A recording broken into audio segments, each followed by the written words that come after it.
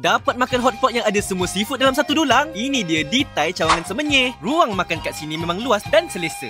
Bang, di Thai ni kedai apa bang? Di Thai ni kedai makanan autentik Thai. Kita ada promo baru yang kita keluarkan. Semua seafood dekat dalam satu dulang. Beza dia hanya ada lobster ataupun tak ada lobster. Hari ni kita orang order set promo iaitu Buakau set. Dalam set ni ada 8 jenis seafood. Yang paling special siap ada lobster saiz gergasi. Isi lobster dia segar, gebu dan padat. Penuh mulut bila kunyah. Next, dalam set ni pun ada ikan siakap juga. Berkena dengan kuah masam-masam manis memang rasa Thai lah. Isi ketam dia pun boleh tahan. Picit sikit je tengoklah isi dia keluar macam mana. Terus terubat semua craving. Ketam dah sedap, udang mestilah sedap juga. Semua udang kat sini memang fresh-fresh. Manis pula tu. Dalam set ni pun ada kupang, scallop, lala dan sotong juga. Rasa manis macam baru angkat dari laut. Dan tak hanya langsung, memang lengkaplah set seafood dia ni. Semua seafood dekat sini memang fresh baru keluar dari laut. Dan kalau dah sejuk, korang boleh minta panaskan balik. Yang suka makan pedas tu, korang boleh minta tahap kepedasan yang korang nak tahu. Tak cukup?